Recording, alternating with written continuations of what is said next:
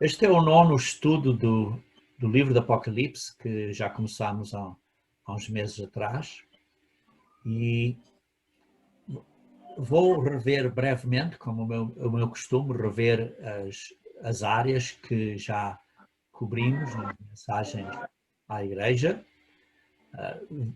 Vemos que as mensagens à igreja são uma história de como várias ideias pagãs foram introduzidas inicialmente na igreja primitiva, na igreja de Deus, através das várias ciladas do diabo, e como os cristãos, através dos séculos, vieram a ser afetados. Vamos então ler aqui em 2 João capítulo 7, se faz favor, 2 João capítulo 7, aliás, capítulo 1, versículo 7 a 10, 2 João, não há capítulos, 2 João, versículo 7 a 10, diz assim: porque muitos enganadores têm saído pelo mundo fora, os quais não confessam Jesus Cristo vindo em carne, assim é o enganador e o anticristo.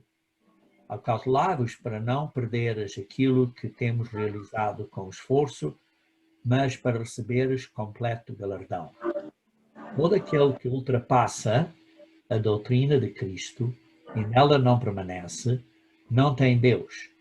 O que permanece na doutrina, esse tem tanto o Pai como o Filho. E depois concluindo no versículo 10, se alguém vem ter convosco e não traz esta doutrina, não o recebeis, nem em casa, nem lhe deis as boas-vindas.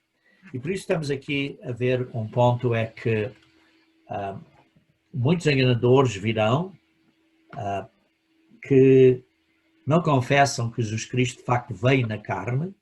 Isso é parte das doutrinas que existem hoje em dia. As pessoas não entendem de facto como Jesus Cristo veio na carne e deu a sua própria vida e de facto morreu. E depois está a dar um aviso, a cautelar-nos para não ultrapassarmos a doutrina de Cristo. Isto é, para não irmos para além da doutrina de Cristo. E aqui vê-se que na igreja primitiva foi o que aconteceu. Estas ideias começaram-se a infiltrar, ideias pagãs, e começaram a adicionar ou a modificar com ideias pagãs a doutrina de Cristo. E é o que existe hoje em dia. Nas igrejas denominadamente cristãs, existem estes ensinos pagãos que foram infiltrados dentro dos ensinos. Mas aqui vemos, através das 7 igrejas, como a história da igreja tem progredido e progrede durante as eras.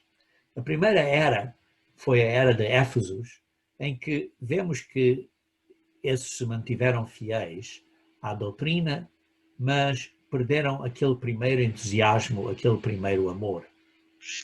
Depois vimos na era de Esmina que esses cristãos, uns séculos mais adiante, foram perseguidos porque não aceitaram essa doutrina falsa. E por isso houve essa perseguição na igreja. Conforme o tempo foi andando, algumas pessoas começaram a aceitar essas ideias. E por isso houve alguns, na era seguinte, de Pérgamo, que não transigiram sobre a pressão às leis e não cederam às ideias pagãs, mas outros começaram a ceder. Depois vê-se, na era de Tiatira, que houve uma grande quantidade de pessoas da era de Tiatira que começaram a transigir a sã doutrina e a ceder sob a pressão, tolerando ou sincretizando essas apostasias. Isso vimos em lições anteriores. E depois, aos cristãos da era de Sardes, esses começaram a ter uma reputação que vivem, mas que já tinham perdido muitos pontos importantes da doutrina e precisavam de fortalecer coisas restantes que ainda não morreram. As obras deles não eram perfeitas perante Deus, e depois diz para se lembrarem-se do que tinham recebido e manterem-se fiéis e arrependerem-se.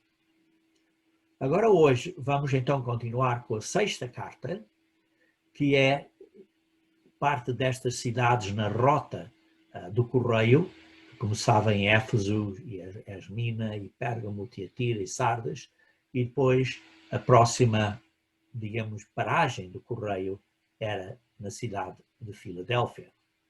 A cidade de Filadélfia foi fundada por um certo homem chamado Attalus Filadelfos, cerca do ano de 150 a.C.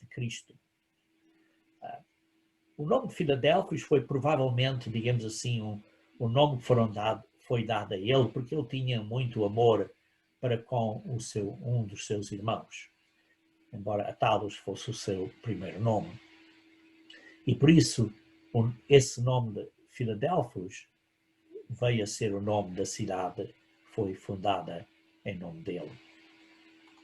Esta cidade tinha uma longa história e foi várias vezes destruída por terremotos. Perdão.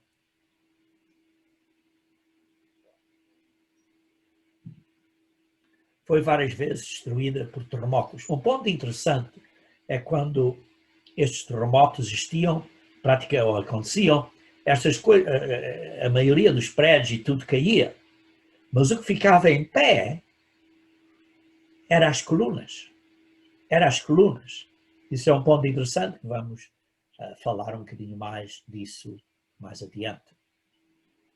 Esta cidade também era uma porta para o planalto interno da Ásia, por isso havia muito movimento dessa cidade para subirem os montes e para irem para o planalto mais alto da área da Ásia. Uma das principais cultivações e indústrias, digamos assim, ou maneiras de rendimento dessa cidade era as uvas, plantações de uvas, e por isso era uma das principais colheitas nessa área. Ora, como as pessoas dessa área, de maneira geral, as pessoas eram todas eram pagãs, as pessoas dessa área tinham um Deus que, digamos assim, era o Deus das uvas ou das vinhas, e por isso era o Deus da colheita da uva, da vinificação, isto é, de fazer o vinho, da fertilidade, da loucura ritual e do êxtase religioso. E por isso era um dos principais, essa cidade era um dos outros centros de adoração pagã, e o Deus, digamos assim, que eles tinham nessa região era este Deus de Dionísio. Ora, vamos então começar a ler em Apocalipse capítulo 3, versículo 6, e lê-se aí que no capítulo 3, perdão, versículo 7, diz assim: e ao anjo da igreja que está em Filadélfia escreve: isto diz o que é santo, o que é verdadeiro, o que tem a chave de Davi, o que abre e ninguém fecha, e fecha e ninguém abre. Ora, aqui vemos uma vez mais referência ao anjo, grego angelos, que quer dizer mensageiro. Como estava a dizer, ao ângelos, ao mensageiro, que é uma mensagem possivelmente ao líder ou ao pastor responsável por essa área.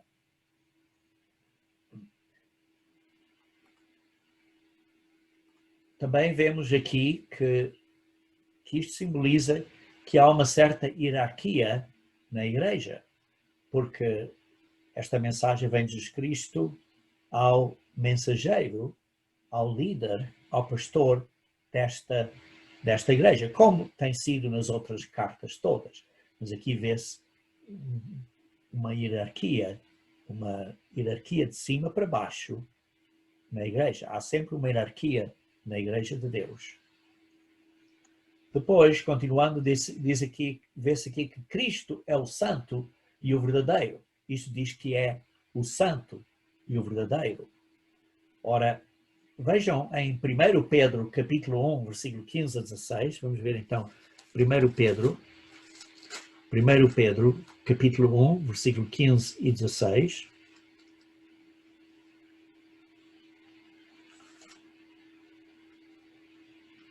Pelo contrário, segundo é santo aquele que vos chamou, Deus é santo que vos chamou, tomai-vos santos também vós mesmos em todo o vosso procedimento, porque escrito está, sede santos, porque eu sou santo. E por isso o santo é Deus, é Jesus Cristo, mas aqui referindo-se a Jesus Cristo, ele é o santo e ele é o verdadeiro. E por isso está aqui a dizer, é uma chamada, porque ele é santo, nós temos que ser santos como ele é também. Precisamos de ter a mesma atitude de santidade. Outro ponto que é verdadeiro, porque sabemos que Deus não mente. Vejamos aqui em Tito, capítulo 2, Tito, capítulo 1, versículo 2, Tito, capítulo 1, versículo 2, diz assim, na esperança da vida eterna, que o Deus que não pode mentir prometeu antes dos tempos eternos. E por isso vemos aqui que Deus não mente, não pode mentir. Vejam também em Hebreus, capítulo 6, versículo 18. Hebreus, capítulo 6, versículo 18.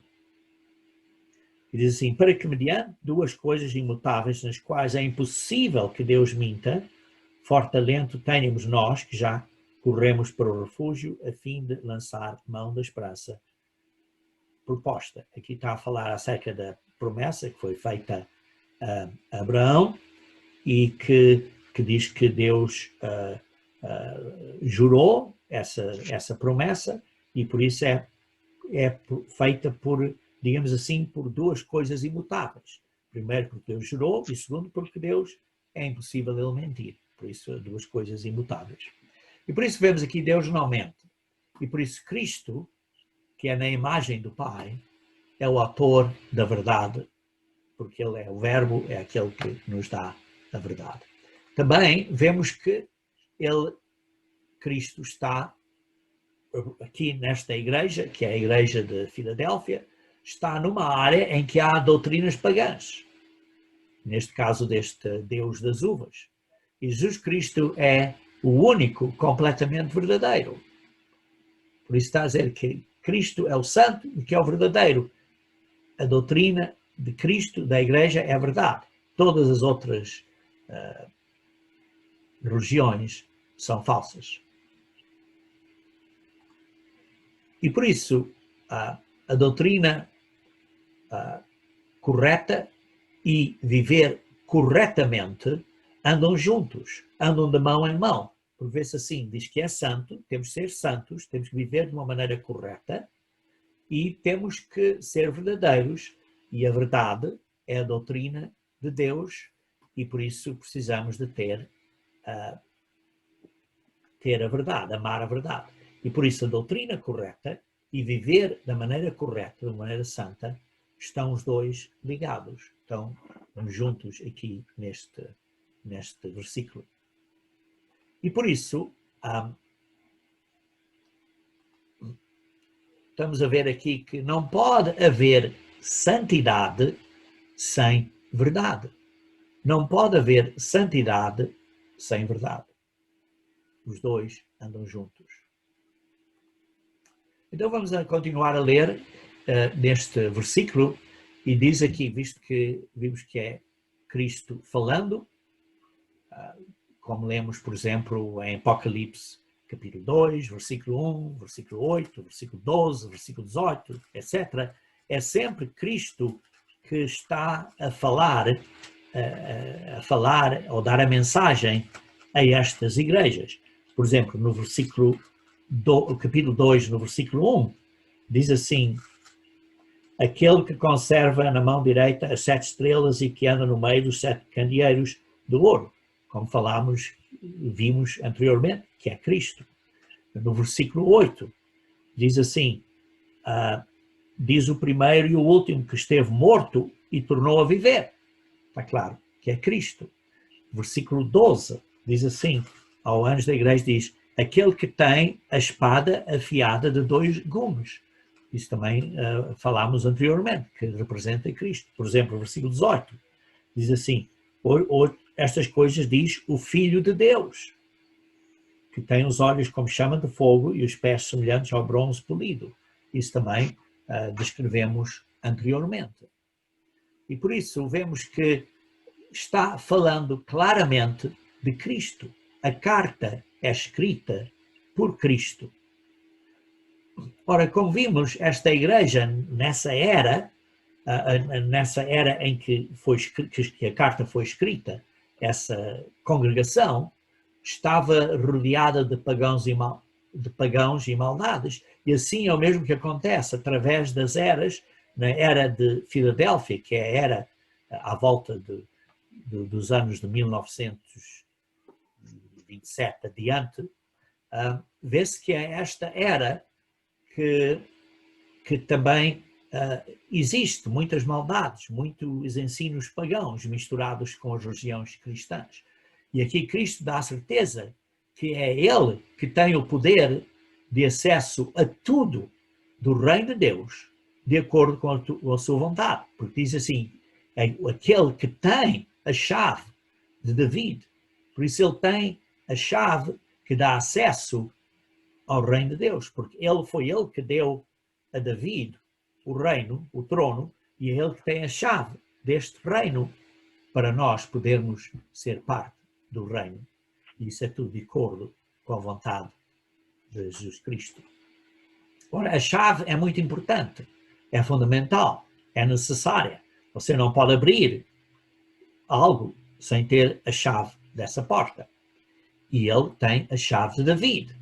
Ora, isto é semelhante à história de Eliaquim, filho de Ilcas, em que Eliaquim tinha a chave de David. Vamos ver então Isaías, capítulo 22. Isaías, capítulo 22.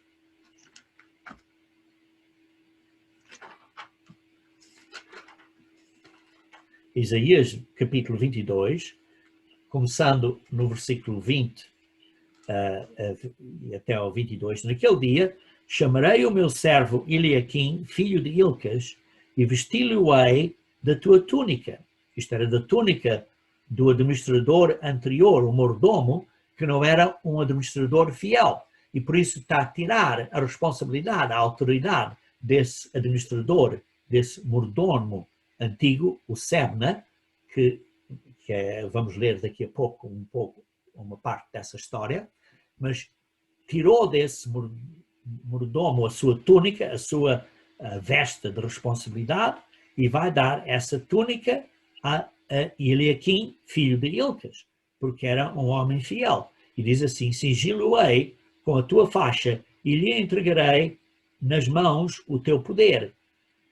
E ele será como pai para os moradores de Jerusalém e para a casa de Judá. Quer dizer, o poder que este mordomo, este administrador tinha, administrador do reino, ele perdeu porque era corrupto e foi dado a um que era justo, que era Eliaquim, filho de Ilquias. Versículo 22. Porém, sobre o teu ombro, isto é, sobre o teu ombro, isto é, porém a autoridade sobre ti, dar-te-ei a autoridade. Porém sobre o teu ombro a chave da casa de David. Ele abrirá e ninguém fechará, fechará e ninguém abrirá.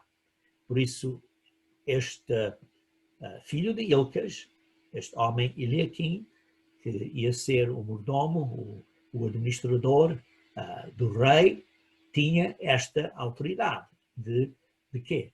Tinha a chave, tinha a autoridade. A autoridade que era do poder de Sebna, que foi entregue a Eliaquim. Se você for ver aí no versículo 15 do capítulo 22, diz assim, assim diz o Senhor dos Exércitos, ainda vai ter com este administrador, com Sebna, o mordomo, e pergunta-lhe, por que estás a fazer isso? Porque estava a fazer coisas corruptas. E depois diz assim no versículo 19, eu te lançarei fora do teu posto e serás derribado da tua posição. da tua posição de autoridade. E foi dada a essa autoridade a um servo que era fiel, que é o Eliaquim. E por isso então Eliaquim passou a ter a chave de todos os tesouros e acesso ao rei. Por isso as pessoas, para terem acesso ao rei, ao governo, ao reino, tinham que ir através de Eliaquim. Ora, Cristo é o antitipo de Eliaquim. É fiel e ele tem a autoridade do reino. Ele tem a chave. Ele é que tem a chave de Davi. Essa chave tem a autoridade do reino. Vejam então aqui em Isaías, capítulo 9, versículo 6 e 7. Isaías 9, versículo 6 e 7. Diz assim: porque um menino nos nasceu, um filho se nos deu, o governo está sobre os seus ombros. Ele tem esta autoridade. E o seu nome será Maravilhoso Conselheiro, Deus Forte, Pai da Eternidade, Príncipe da Paz, para que se aumente o seu governo e venha paz sem fim sobre o trono de Davi e sobre o seu reino, para o estabelecer e o firmar mediante o juízo e a justiça desde agora e para sempre. O zelo do Senhor dos Exércitos fará isso. E por isso, vê-se que Cristo tem a autoridade do reino de Deus. Tem essa autoridade do reino de Deus. E por isso a chave aqui, simbolicamente, esta chave, aponta para o Espírito Santo de Deus, que é o que nos dá acesso a sermos verdadeiros cristãos, a virmos a ser santos, a virmos a ser membros do corpo de Cristo. É o que nos gera, é o que nos guia, é o que nos santifica. Vejamos aqui em Romanos capítulo 8, versículo 9. Romanos 8, versículo 9.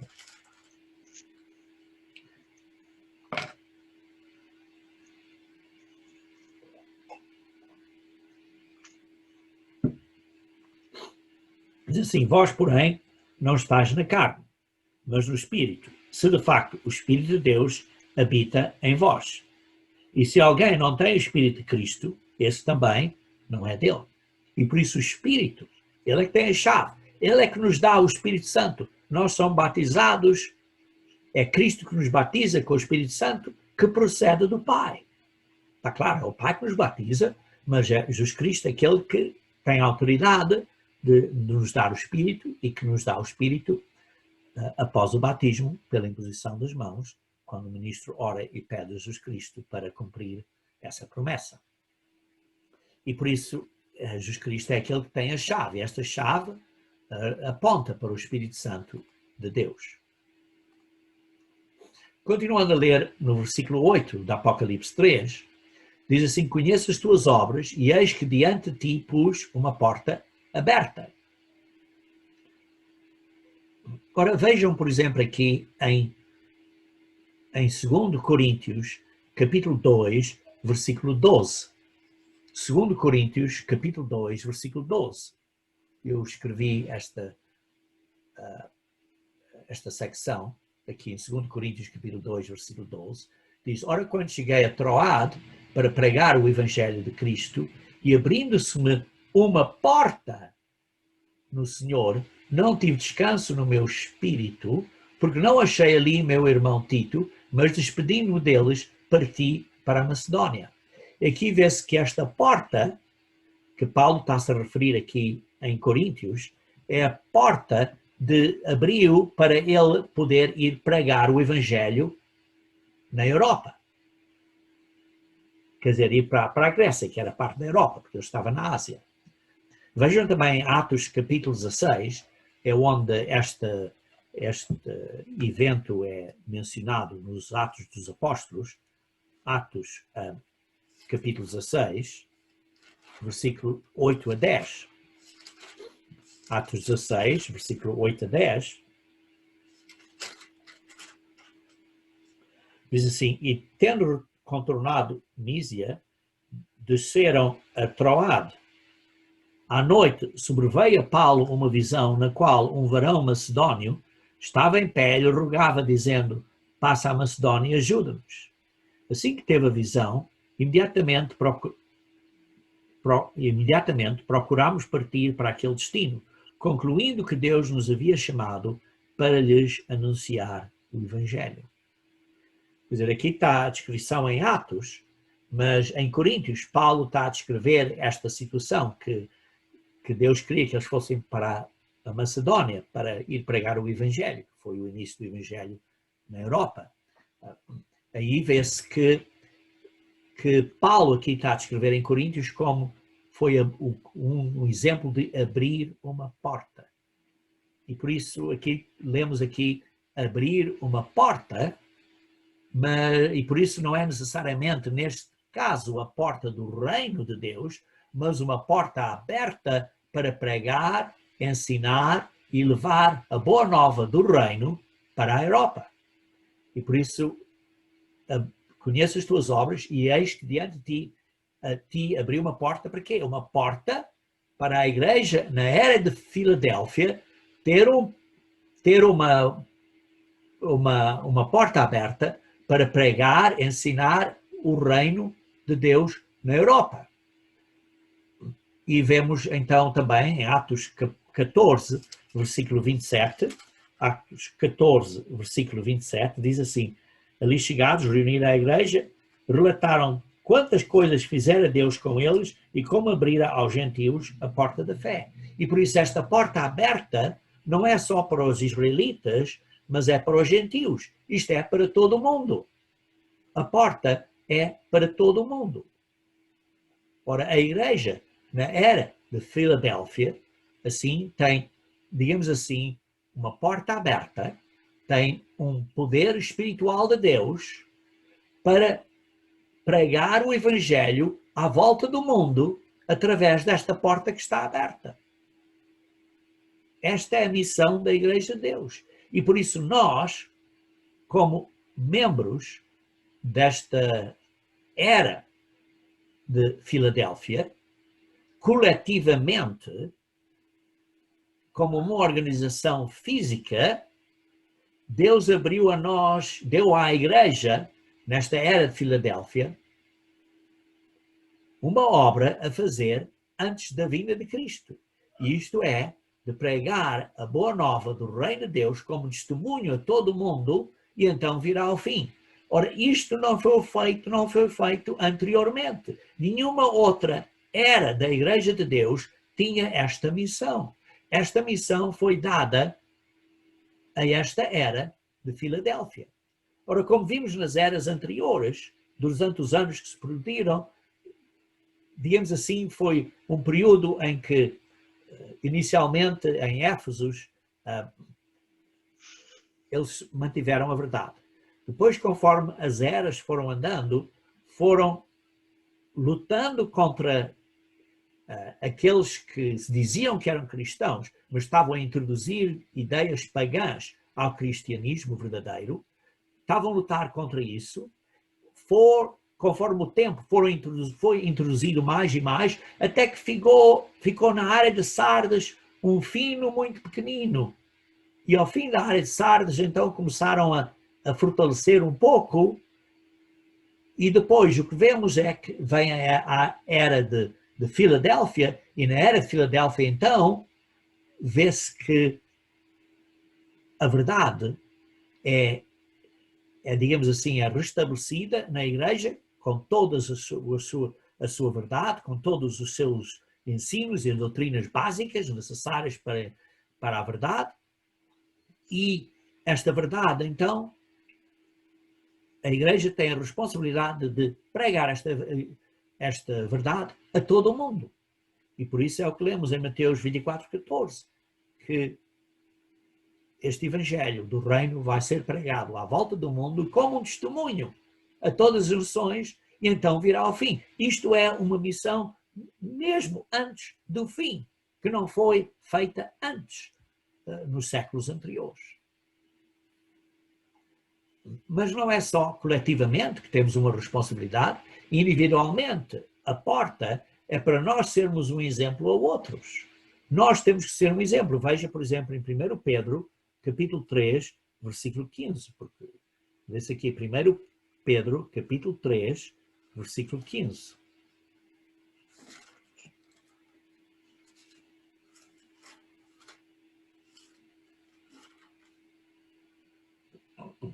Diz assim: antes santificai a Cristo como Senhor em vosso coração, estando sempre preparados para responder a todo aquele que vos pedir razão da esperança que há em vós. Temos de estar sempre preparados para responder a todo aquele que vos pedir, que vos perguntar porque é que você tem esta esperança. Isto é, o nosso exemplo tem que ser tal, tem que ser um exemplo tal, que faz com que as pessoas façam essas perguntas porque veem uma mudança na nossa vida. Vemos que somos diferentes. E por isso, nós precisamos estar prontos a responder. Por isso, individualmente, a nossa responsabilidade, além de prepararmos a nós próprios, é de sermos um exemplo, sim, está claro, é de apoiarmos a organização física para a organização física para fazer a sua obra, isto é, orar pelos ministros, orar por aqueles que fazem as publicações e que publicam a boa nova, isso tudo, orar por isso, mas adicionalmente, individualmente temos que fazer a nossa parte. Temos que ser o sal e temos que ser este sal, esta luz do mundo. Temos que falar as coisas com cuidado, com sal que dê um sabor agradável ao que dizemos. Vejam aqui em Colossenses, capítulo 4, versículo 6. Colossenses, capítulo 4, versículo 6.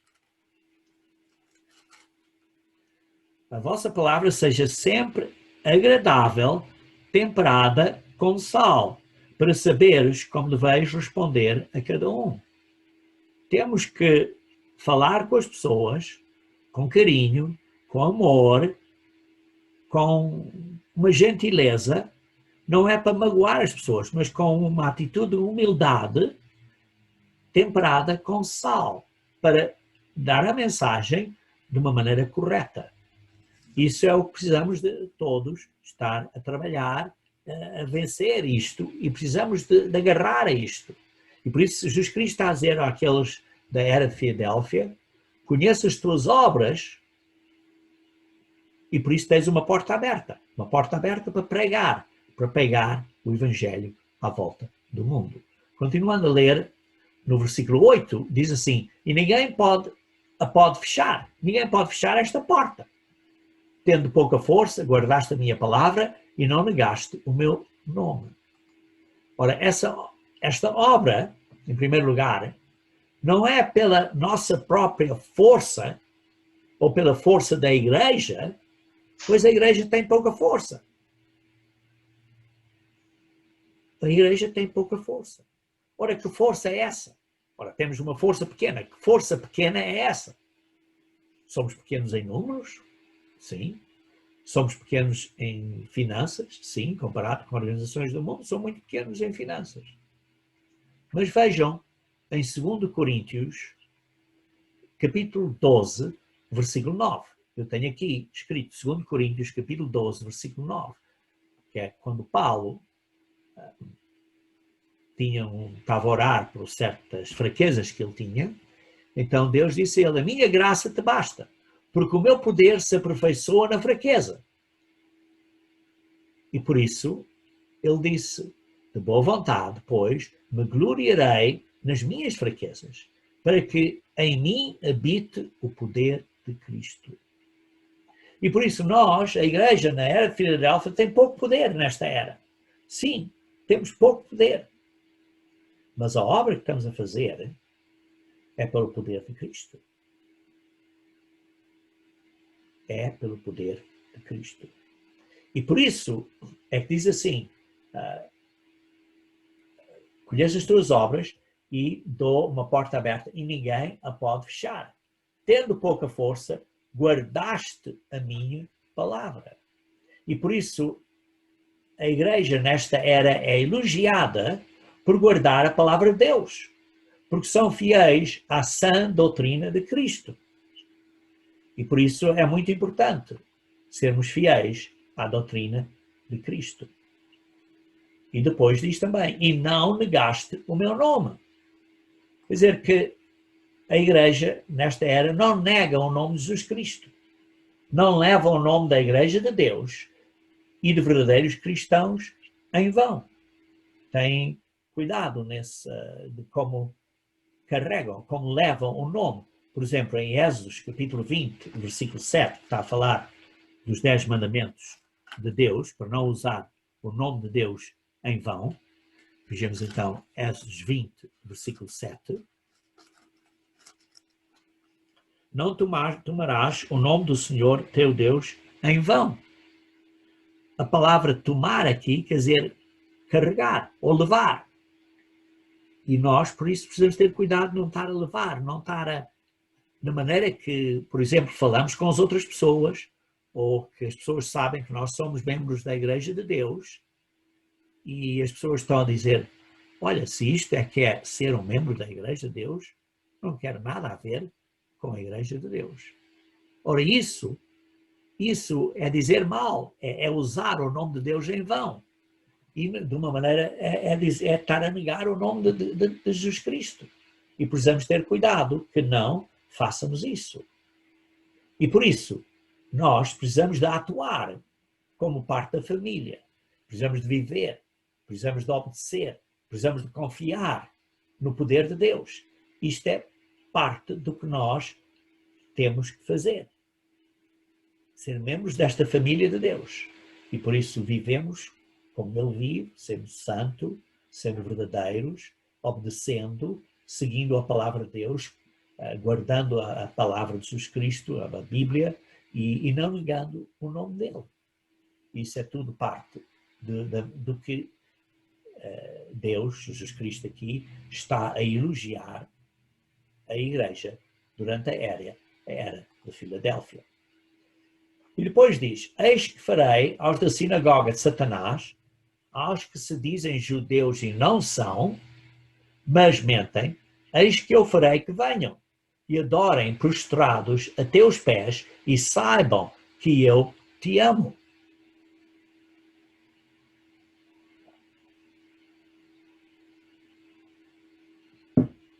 Perdão.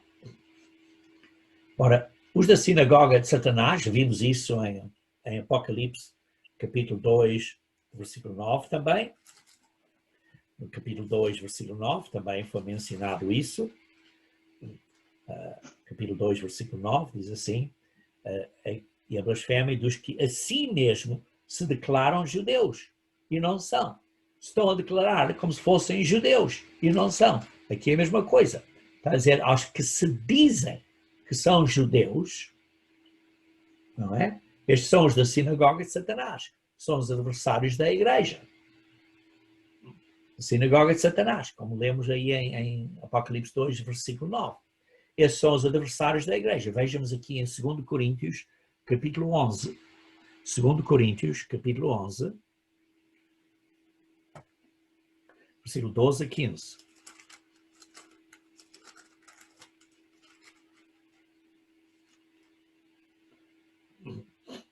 Mas o que faço e farei é para cortar ocasião àqueles que a buscam com o intuito de serem considerados iguais a nós naquilo em que se gloriam. E está Paulo a dizer, olha, eu sou um apóstolo, e as pessoas estão a dizer que são apóstolos, não são realmente apóstolos. E depois diz, porque os tais são falsos apóstolos, obreiros fraudulentos, transformando-se em apóstolos de Cristo. E continua a ler o versículo 14. E não é de admirar, porque o próprio Satanás se transforma em anjo de luz. Não é muito, pois, que os seus próprios ministros, isto é, da sinagoga de Satanás, se transformem em ministros de justiça, e o fim deles será conforme as suas obras. E por isso estamos a ver aqui aqueles que são da sinagoga de Satanás, que se dizem que são judeus, mas não são. Mentem. Dizem que são judeus, mas não são. Ora, vejam em Romanos capítulo 2, versículo 28 a 29. Romanos 2, versículo 28 a 29. Porque não é judeu quem o é apenas exteriormente, nem é a circuncisão a que é somente na carne. Porém, judeu é aquele que o é interiormente, e a circuncisão a que é do coração, no espírito, não segundo a letra, e cujo louvor não procede dos homens, mas de Deus. Por isso, o verdadeiro judeu espiritual é aquele que é o verdadeiro cristão. E por isso, esses que se dizem judeus, esses que se dizem que são verdadeiros cristãos, mas não são, mentem. Esses são os da sinagoga de Satanás. Esses que dizem que acreditam em Cristo, que dizem que são verdadeiros cristãos, mas não são. Vejam, por exemplo, em Mateus 7, versículo 15. Mateus 7, versículo 15.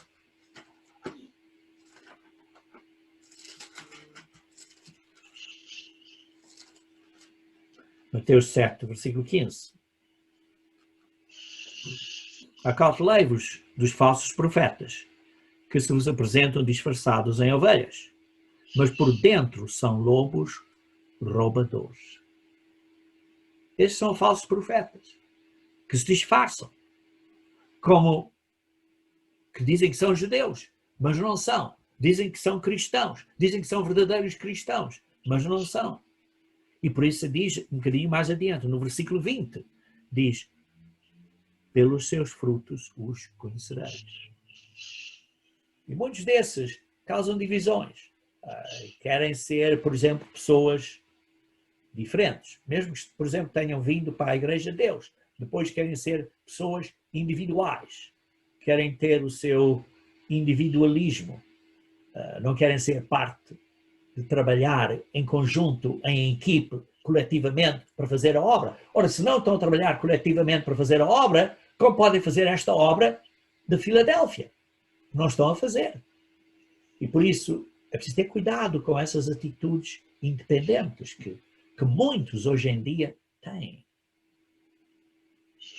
Por isso dizem que são parte da verdade, mas não aceitam a autoridade da igreja. Ora, dizem, a igreja é ditadora. Não, a igreja não é ditadora. Mas Deus faz tudo em autoridade. Há uma autoridade de cima para baixo, através da igreja, de Cristo. À igreja, para a igreja aos ministros, os ministros aos membros. Esta autoridade. Tudo é feito decentemente e em ordem.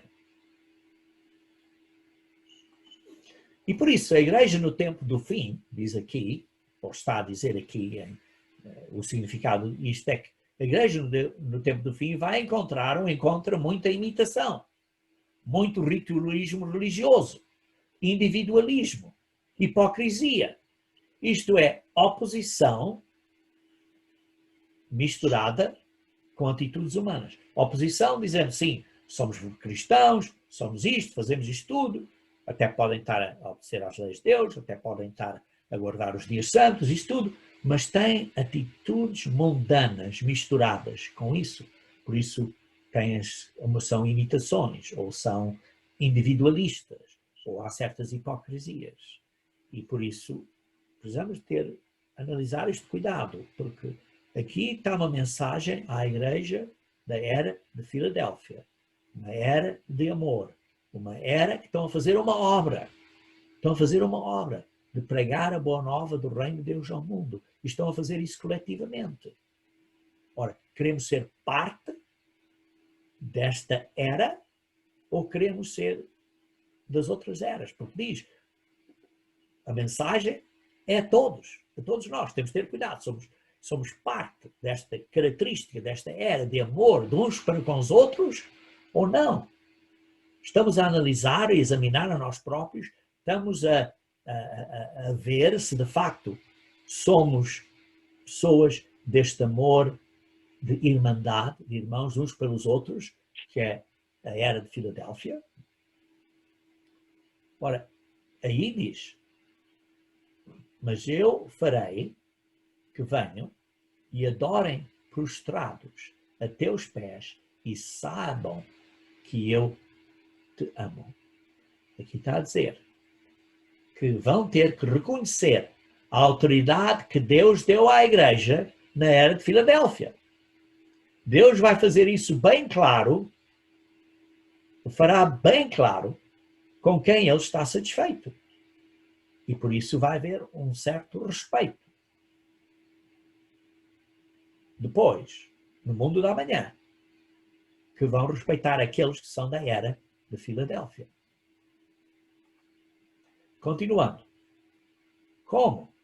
Ou porque guardaste a palavra da minha paciência, ou outras versões diz da perseverança, também eu te guardarei da hora de tentação que há de vir sobre todo o mundo, para tentar os que habitam na terra.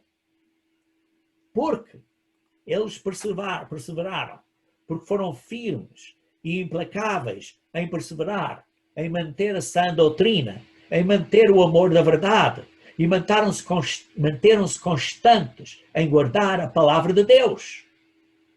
Vejamos aqui 2 Tessalonicenses capítulo 10. 2 Tessalonicenses capítulo 10. Onde fala acerca do amor da verdade. Mas fala isto acerca do contexto destes falsos ministros, deste homem da iniquidade. Vejamos aqui em 2 Tessalonicenses, capítulo 2, versículo 10.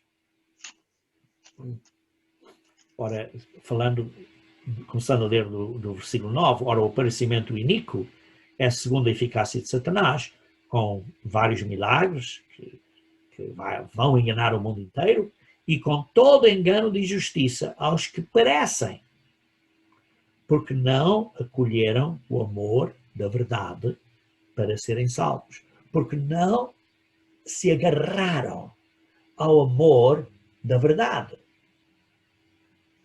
Mas aqui, os da Filadélfia, é aqueles que tiveram a perseverança de guardar a palavra, guardar a verdade, não negarem a Cristo. Tiveram esta perseverança, têm este amor. Ora, esses que estão a perseverar têm uma promessa grande. Promessa, diz assim, de que Deus os vai guardar da hora de tentação.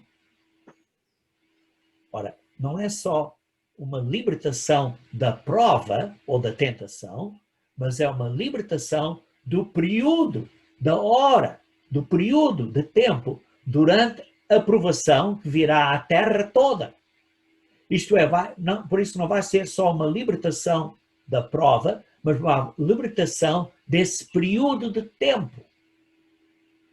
Por isso não vão ser afetados por esse período de tempo. Os guardará dessa hora da tentação. Não vamos ser tentados, não vamos ser afetados por essa grande tribulação. Assim se vê que é uma libertação que essas pessoas vão ter pouco antes da grande tribulação e vão ser protegidos. Vejam, por exemplo, em Mateus 24, versículo 20 a 22. Mateus 24, versículo 20 a 22. Orai para que a vossa fuga não se dê no inverno nem no sábado, porque nesse tempo haverá grande tribulação, como desde o princípio do mundo até agora não tem havido, nem haverá jamais. E por isso está a orar, precisamos de orar para sermos protegidos antes deste tempo, porque vai ser um período de grande tribulação. Ora, como vemos, Satanás vai ser, vejamos aqui em Apocalipse 12, começando no versículo 13, vai ser expulso do céu e atirado para a terra. Apocalipse 12, versículo 13. E vê-se aqui, quando ele se viu, versículo 13, quando, pois, o dragão se viu atirado para a terra, perseguiu a mulher que dera à luz o filho varão, isto é, perseguiu a igreja. E foram dadas à mulher, está a igreja, duas asas da grande águia, tal como os israelitas, também diz, quando saíram de Egito, também foram nas asas da águia.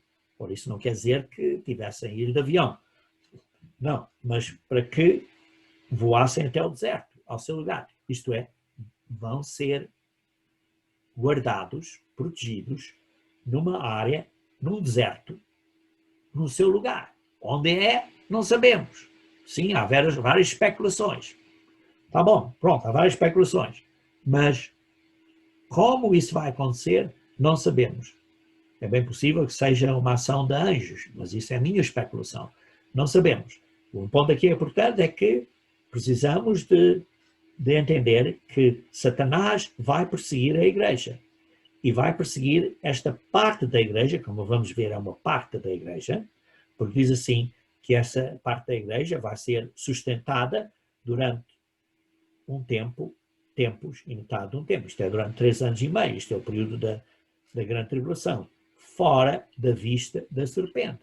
Isto é, de uma maneira que a serpente, Satanás, não pode tocar nessas pessoas. Então a serpente, versículo 15, arrojou da sua boca, atrás da mulher, água. Talvez um exército, seja o que for. Água como um rio, a fim de fazer com que ela fosse arrebatada pelo rio. Isto é, que ela, a mulher, isto é, a igreja.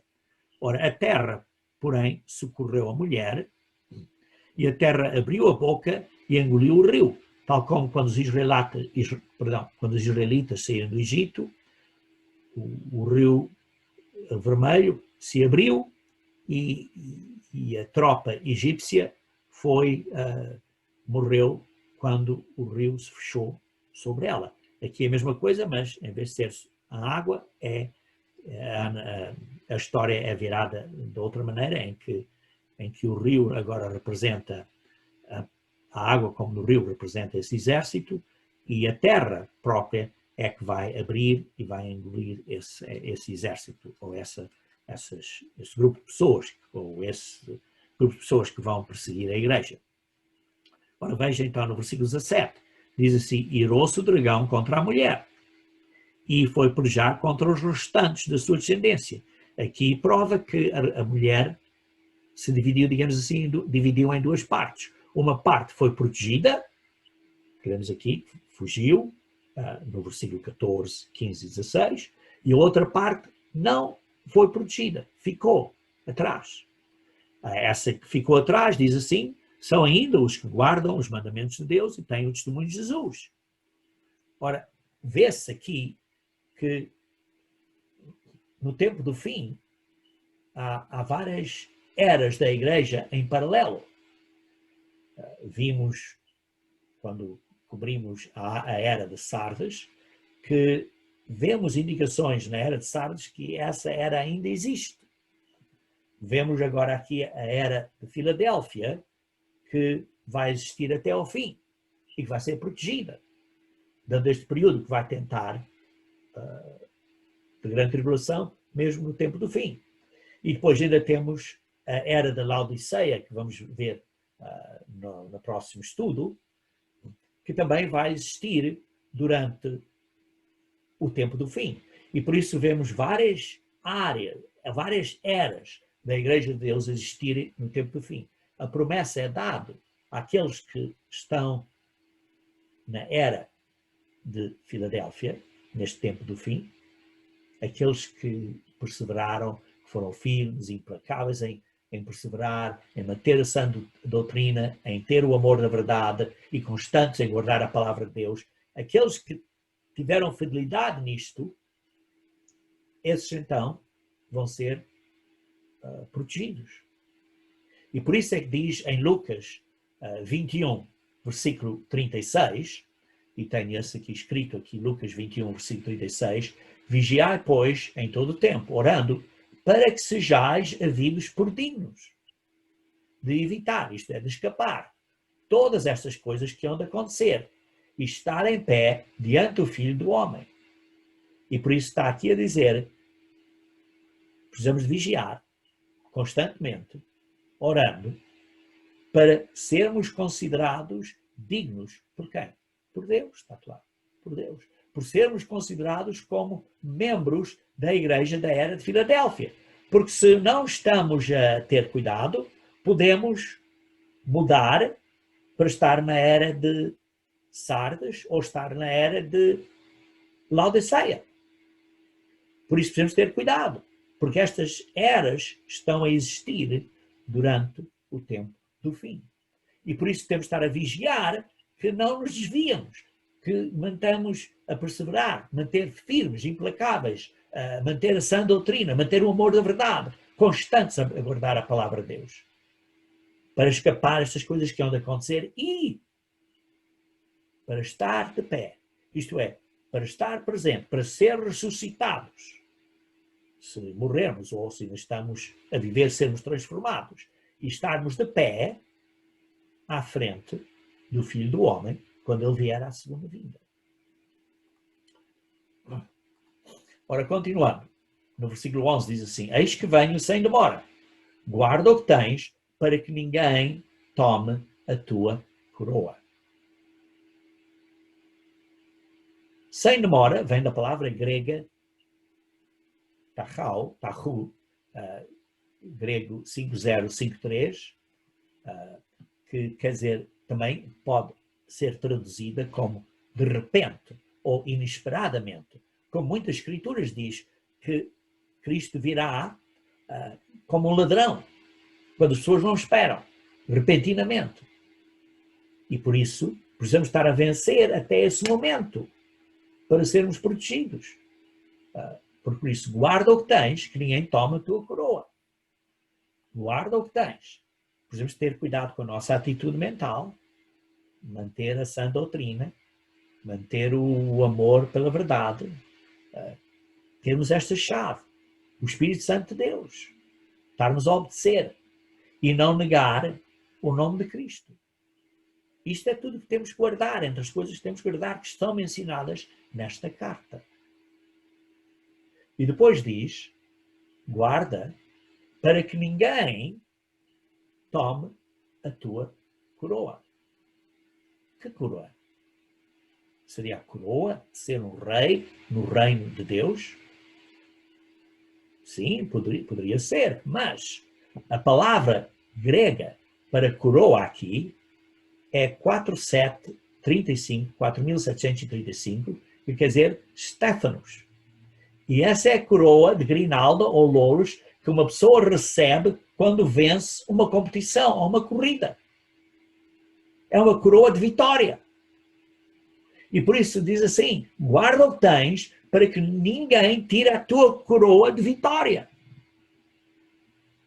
Por isso, se você está perseverando, se você está, ou se eu estou segurando firme, ou se estamos firmes, se temos todas as características de constância e estamos resistindo às fraquezas da carne, resistindo às coisas mundanas, estou fazendo o que devo fazer, estou perto de Deus, então ninguém toma a sua coroa de vitória.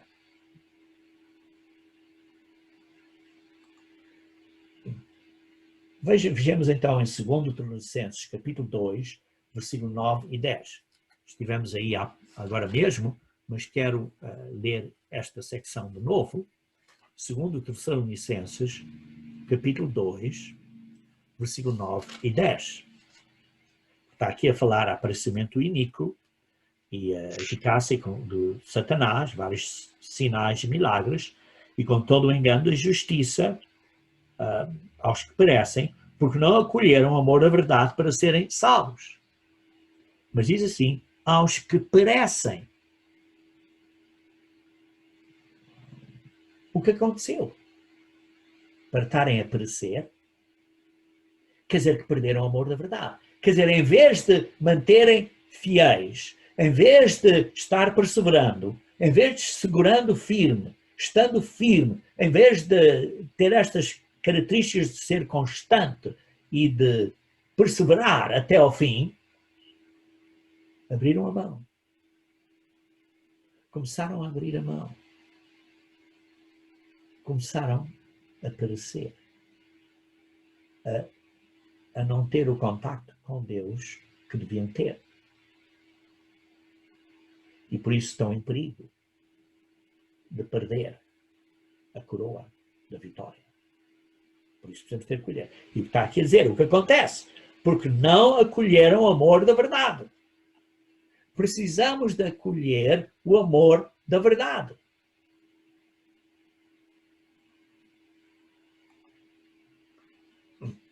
A quem vencer, eu o farei coluna no templo do meu Deus, e dele nunca sairá. E escreverei sobre ele o nome do meu Deus, e o nome da cidade do meu Deus, a nova Jerusalém que desce do céu do meu Deus, e também o meu novo nome. Ora, como expliquei, vamos aqui ver acerca de colunas. Colunas. As colunas antigamente tinham impressas nas colunas os nomes de pessoas. E como expliquei, que era uma área que havia muitos terremotos e as colunas mantinham-se em pé. Os prédios caíam, mas as colunas mantinham-se em pé. Espiritualmente,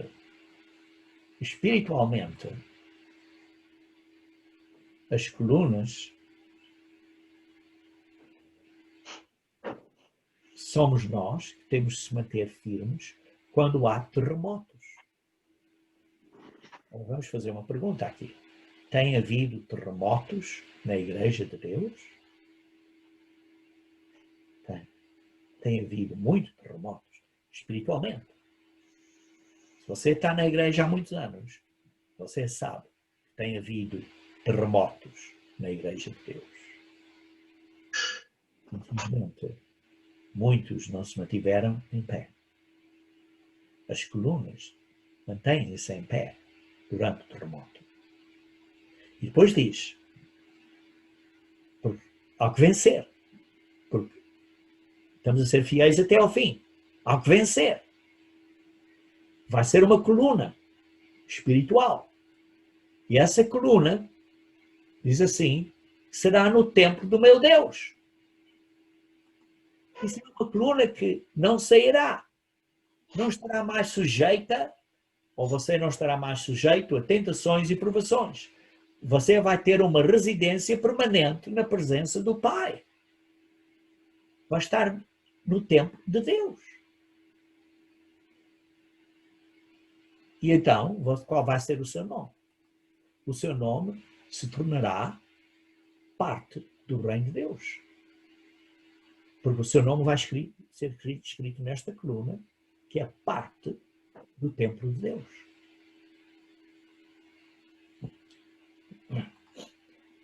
E esse templo em você, né, você vai ter o nome de Deus.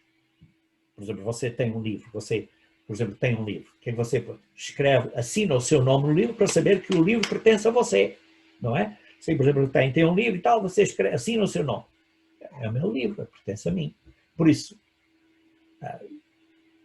você vai ter o nome de Deus, que pertence a Deus. Você pertence a Deus. Também vai ter o nome da cidade de Deus. Isto é, que pertencemos ao reino de Deus. Na Nova Jerusalém. Na sede do reino. Sede do reino eterno. Nova Jerusalém, isto é para lá do milénio. Para lá do milénio, eternamente. Vamos ser cidadãos permanentes desse reino. Não vamos ser mais peregrinos, não vamos ser mais estranhos, vamos ser permanentes. Por isso, o interessante ponto aqui, vou pôr aqui entre parênteses, temos a festa de tabernáculos, que é por 7 dias, porque vivemos em peregrinação por 7 dias. E depois temos o 8º dia, mas já não é o 8º dia de tabernáculos. Há 7 dias de tabernáculos e depois o 8º dia. E sabemos que o 8º dia representa a segunda ressurreição e esse período desse julgamento da segunda ressurreição, uma beleza. Mas também aponta para que não somos mais peregrinos.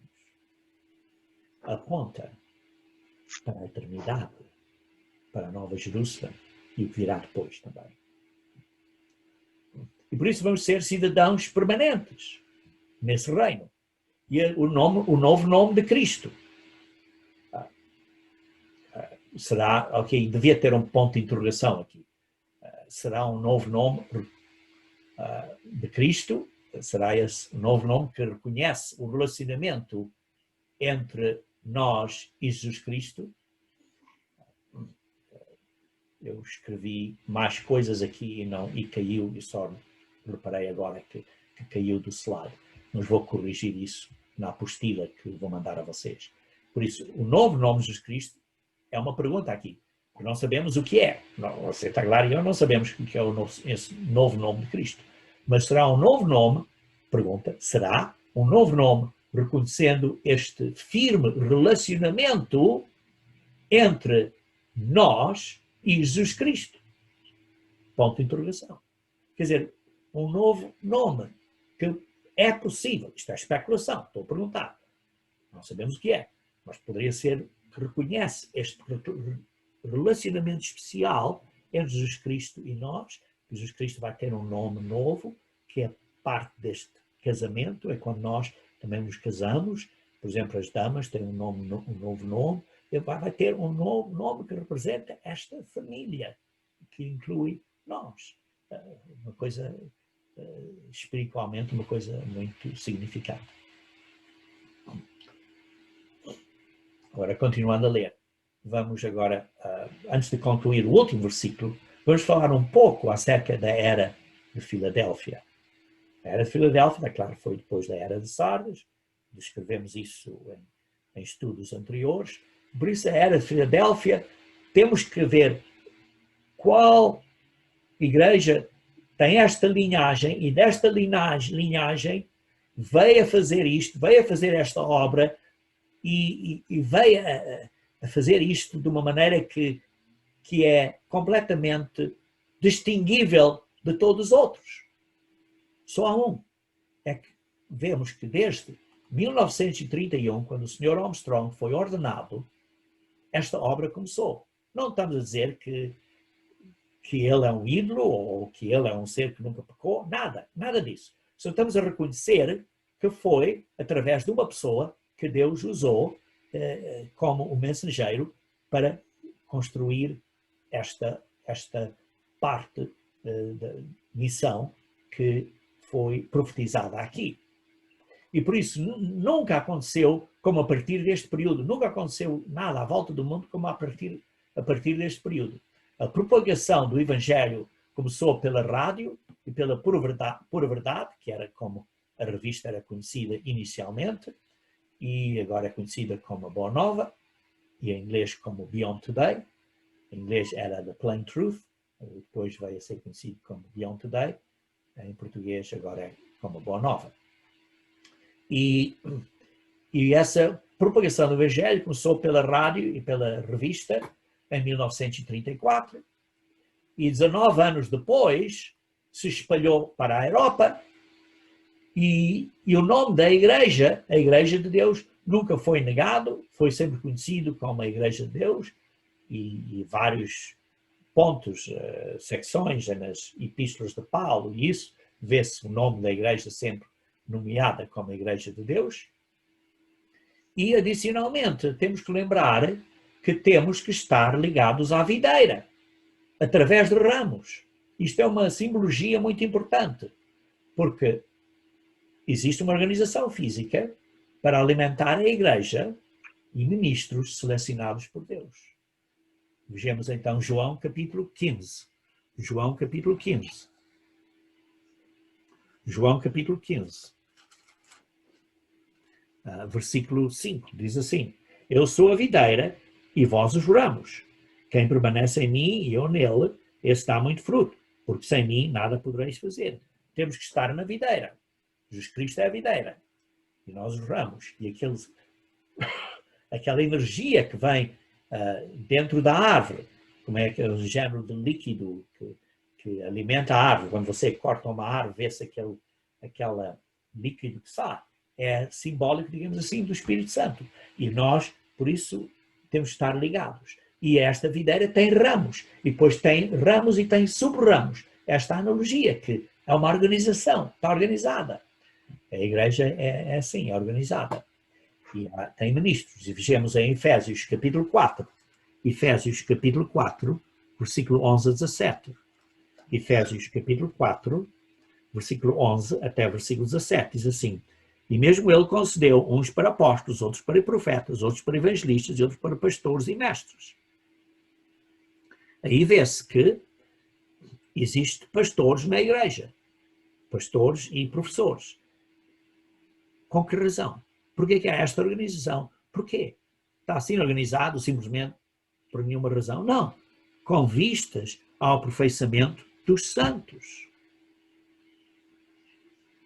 Digamos assim, por exemplo, os santos, nesta analogia da videira, digamos assim, são as folhas, ou os frutos, as uvas e isso tudo, não é? Que podemos produzir.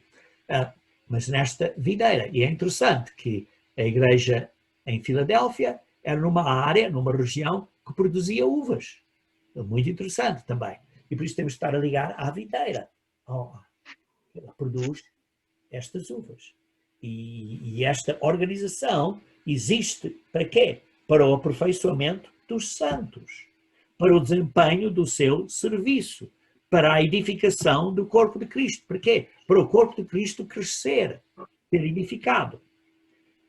Até quê? Até que cheguemos à unidade da fé e do pleno conhecimento de Jesus Cristo. Ter na graça e no conhecimento de Jesus Cristo. Até chegarmos a quê? À perfeita varonilidade, isto é, até o homem perfeito. Ou, noutras palavras, à medida do padrão, à medida da estatura da plenitude de Cristo.